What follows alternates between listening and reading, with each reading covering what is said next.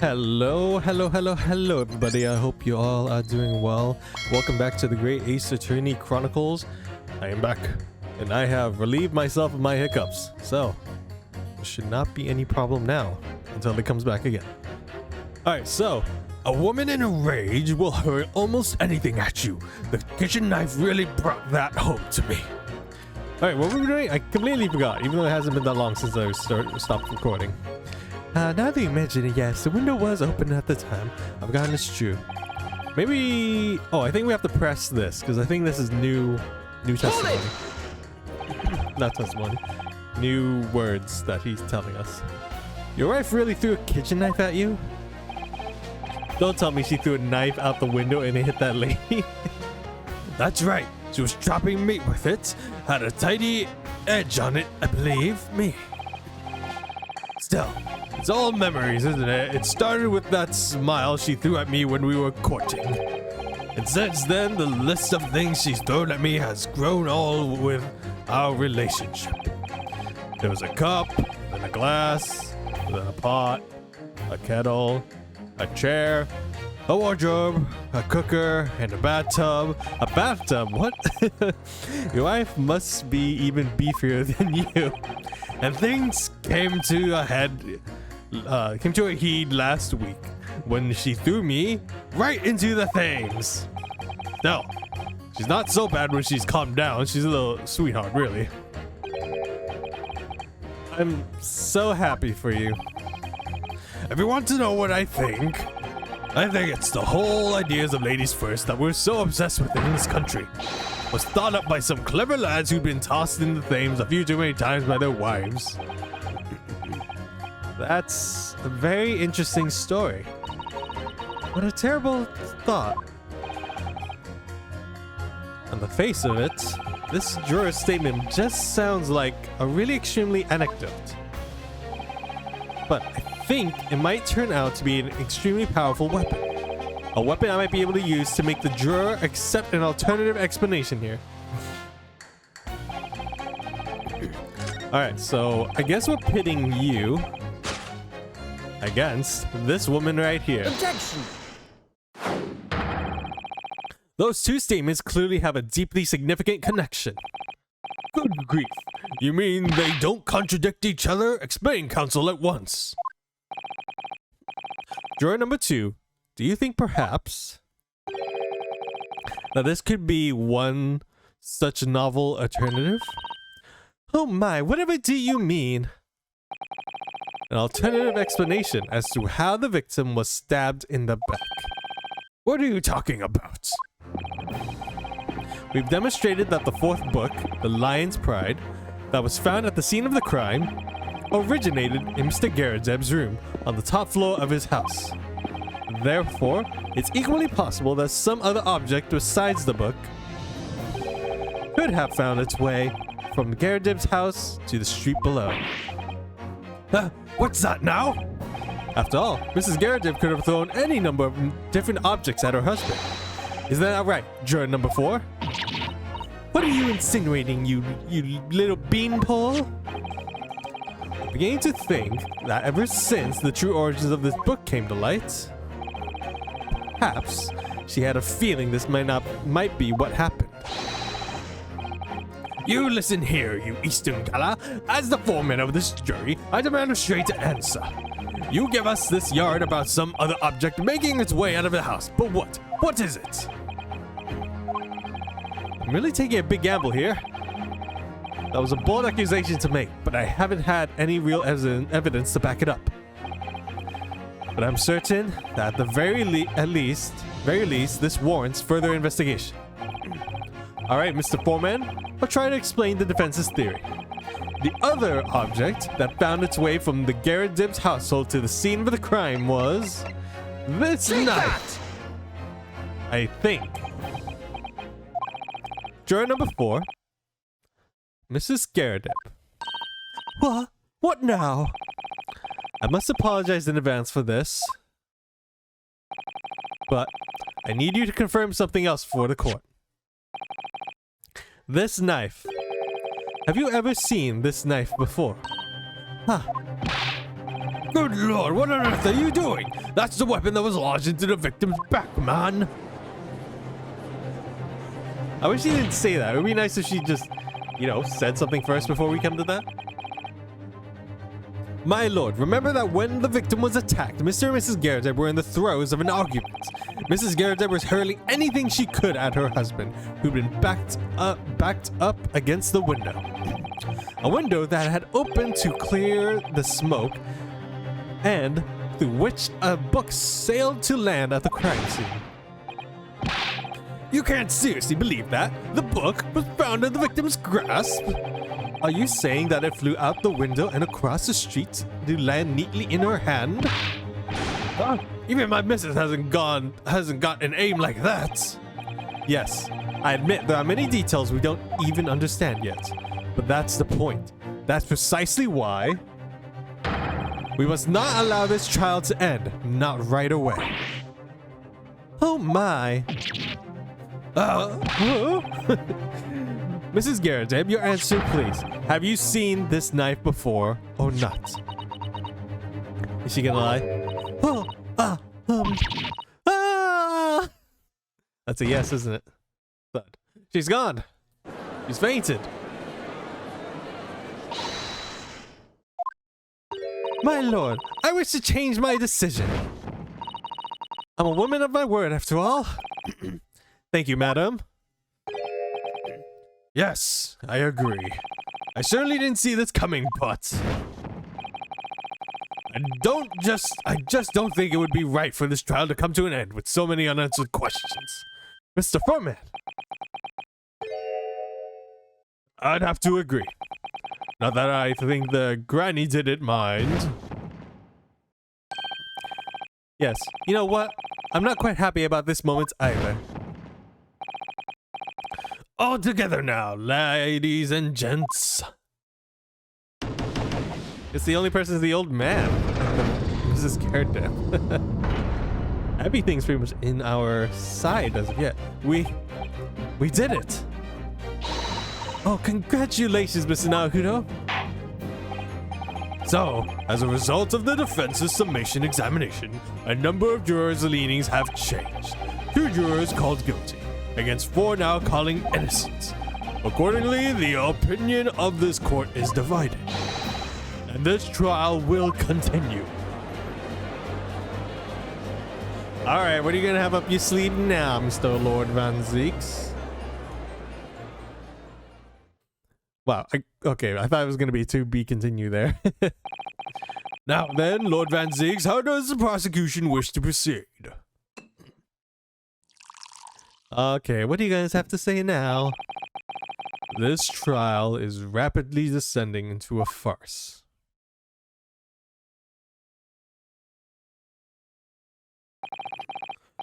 Like a corked wine, the first few sips are bitter enough. All that good wine in the fire. But what follows is so repungent, it's good for nothing save for the gutter. If I may, Lord Van Zeeks, the defense has put forward a credible alternative explanation for what happened. Credible? Is that your considered opinion, Mr. Foreman? The defense's argument is a joke to which I barely know how to respond. But let me start by insisting that you must all be familiarized with yourself better with the relative positions of those places being discussed. What do you mean by that? What's his angle this time? Should we already be more than apparent that between the crime scene and the Gerardeb household runs a rather wide street, Briere Road. Which means that the distance from the Gerardeb's house to the scene is some, yes, 15 yards. Let me see, 15 yards? That's around 14 meters. 14 meters? Oh, that's a little farther than I'd imagine. And as you ladies and gentlemen of the jury rightly noted as having portentous significance, the 4th book was found in the victim's clutches. In other words, the smoldering book, wanton only hurled by the woman, of the house traveled some 15 yards to land on the opposite side of the road, neatly between the collapsed victim's fingers and thumb. Is that your final conclusion, my learned and deluded friend? Well, no, it's that she would have picked it up. That would have been the first item thrown. She picked it up and then got hit in the back. And did the jackknife follow a near identical trajectory into plunge in the middle of the victim's back? This fantasy is somewhat stretching the notion of having a bad day for the victim, I think. Even those pathetic serialized detective stories have more believable plots.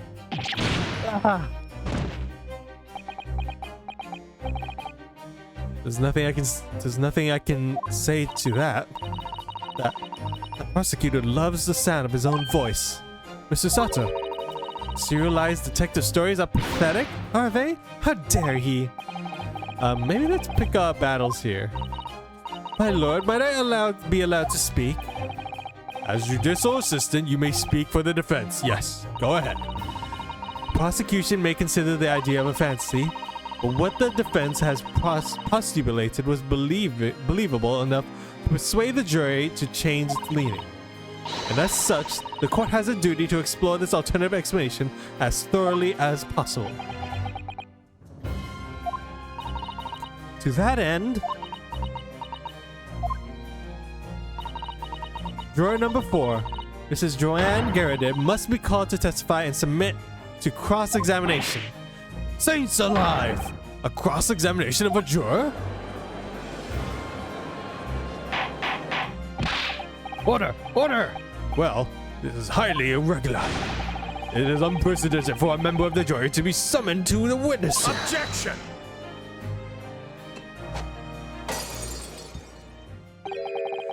And unnecessary. Lord Van Zeeks! There are already witnesses in the stand whose testimony the defense may further cross-examine. If my learned friend farcical theory has any truth in it, then both a burning book and a jackknife must have flown through the sky before the couple's eyes. We must assume they would be able to testify accordingly. What you say, witnesses?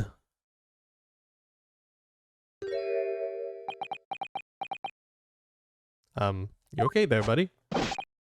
Yes, sir. Constable Roy Beat, reporting for duty, sir. Oh, he's the awake now. Well. Good morning, officer. Sorry for dozing until now, sir. He's actually awake now. Huh. Okay. I haven't slept for a month on account of a villain who's appeared on my beat, sir.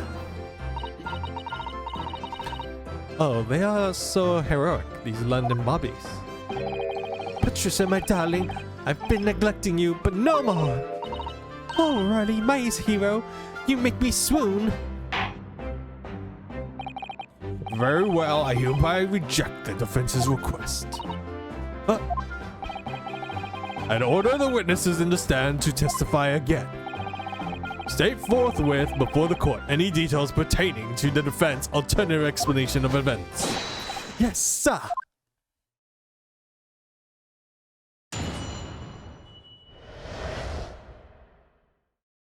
Alright, so we're gonna go the testimony from these two once again.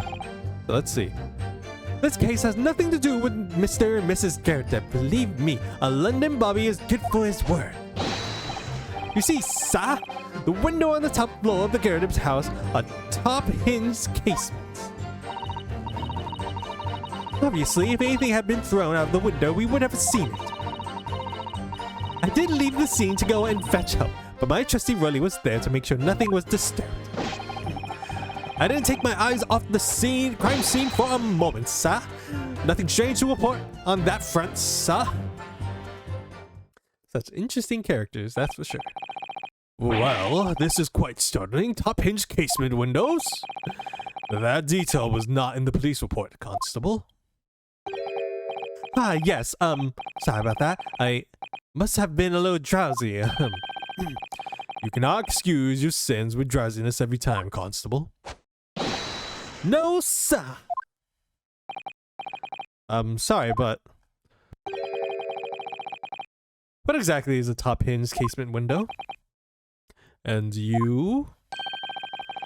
You cannot excuse your arrogant ignorance with such trite remarks, my learned friend. Of course, sorry. I found it, Mr. Naruto. Cast your mind back to the windows in Mr. and Mrs. Garrett room. Alright, I'll try. Photographic memory? Yep, that's it. So the window opens in order to allow air to circulate inside the house. But as its top hinged casement window, it swings open along the upper edge, you see? I'm glad you rectified your ignorance. A casement window most prominent feature. It stays a metal bar which prevents the window from being opened beyond a certain amount. It prevents its opening? This is all news to me. Absolutely correct, sir. In other words, if a book or knife were to have been thrown through the open window, it would have clattered against the pane and fallen straight down into the pavement below, sir. No. You see the problem then? Good. Your education in Windows is complete.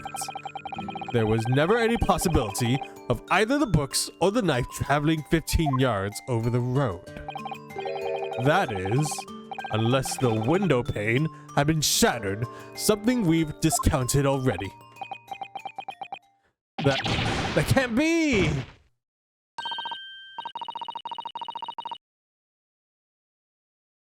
Did you see that, ROLY? The young Japanese man just collapsed in agony. Oh yes, my darling, I saw it. I saw how he crumbled before me. Oh, ROLY, so strong.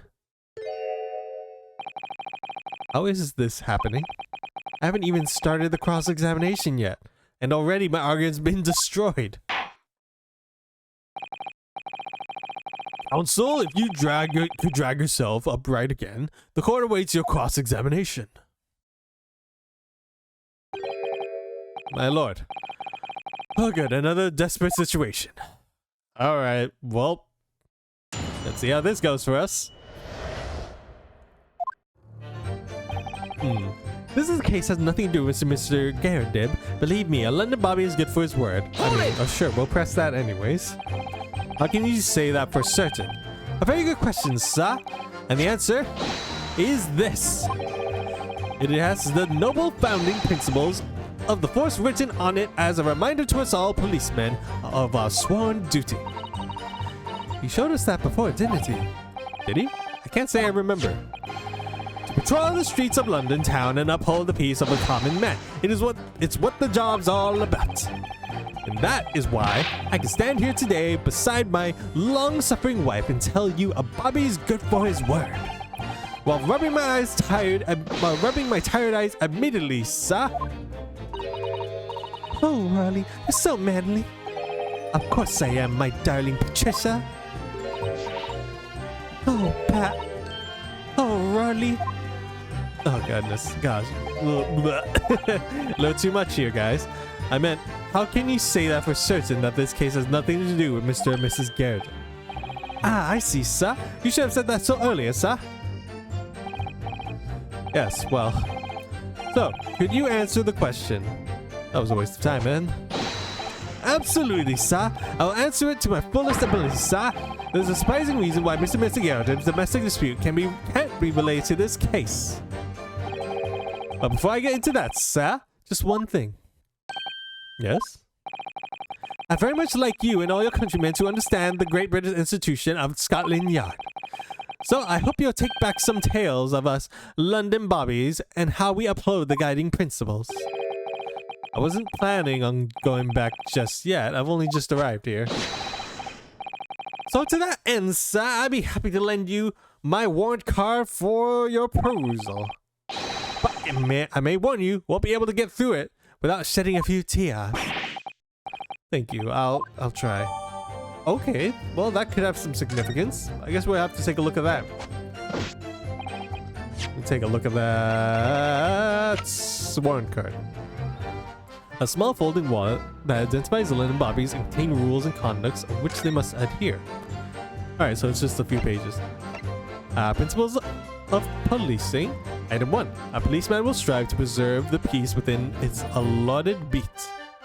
Item 2. A patrolling officer is expected to walk 20 miles around his beat every day for the furtherance of community relations. Our Metropolitan Police Regulation. Item 1. Any crime fall under the jurisdiction of the beat in which they are discovered. Item 2. When a crime is discovered on his beat, a policeman must assist with initial investigations and help detectives. Did he do that? I don't know. We'll just have to go along with him. You see, sir, the window on the top floor in Garrett's house are top hinge casements. By which you mean they don't fully open, is that correct? Yes, sir. They're just there to allow a bit of air through the window, you see? So they're restricted as to how much they open. And therefore, anything thrown out of the window from inside the room would simply strike the pane and fall to the streets directly below. For clarity, allow me to mark the map. Here is the location where the object would have fallen. Yes. Directly opposite the scene of the crime on the other side of a rather wide road. Would it have been so hard for somebody to mention this top hinge casement thing before? Well, I have another question for you, Constable. And what would that be, sir? How do you even know? Well, why would you have any idea what sort of windows Mr. and Mrs. Garrett's house is furnished with? Ah, well, sir, that's very simple. You see, I helped with the investigation yesterday. Oh, she has something to say. Excuse me. You have something to add, Mrs. Beat? Sorry. You look, well, delighted. Is there some particular reason for that? Oh, I was just remembering, that's all. We really were so lucky. Lucky? What do you mean? Well, of course I feel terrible for the poor woman who was attacked. Don't misunderstand me, please. But we were just so lucky that it didn't happen on ROLY's beat. It was so close, you see? Oh, I hadn't realized. Oh yes, that street Briar Road, that's the boundary between ROLY's beat and the next one. Is that right, my love?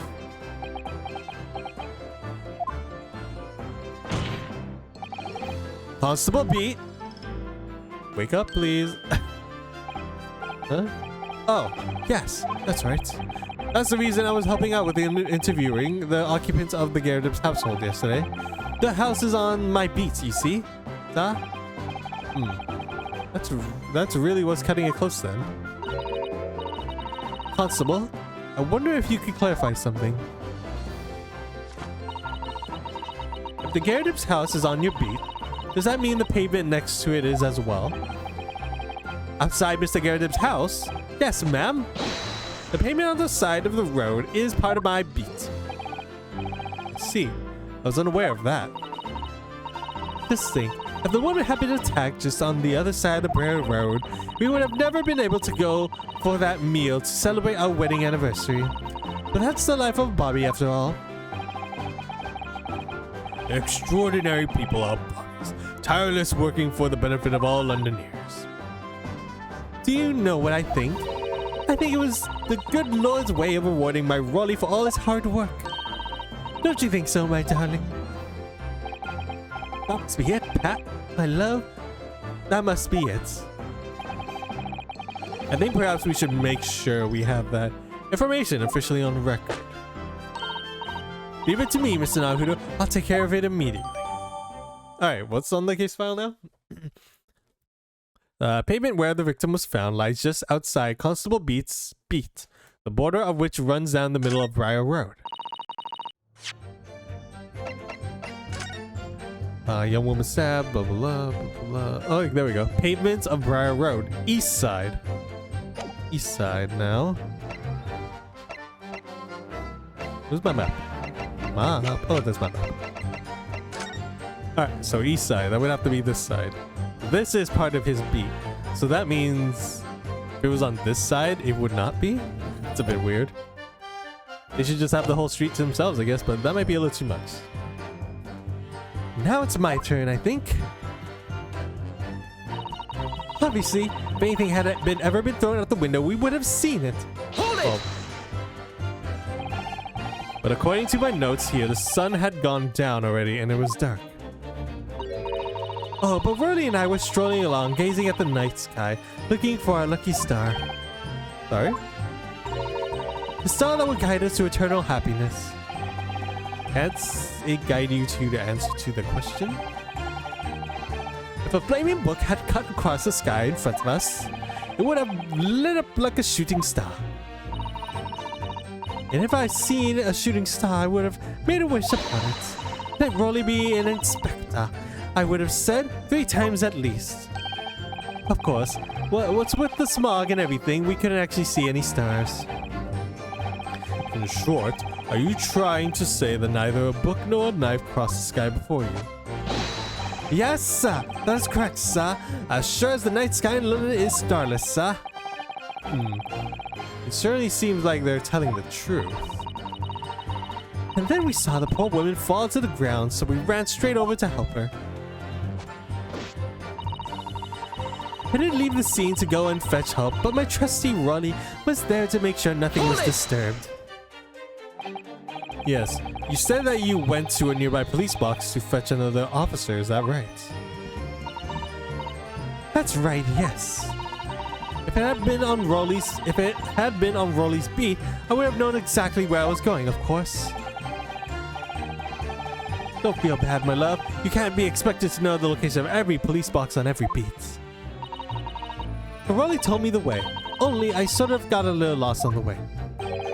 Patricia, my darling, that's why I love you. Your terrible sense of direction is bewitching to me. Oh, Pat. Oh, ROLY. Oh my goodness. Oh my goodness. Oh, please.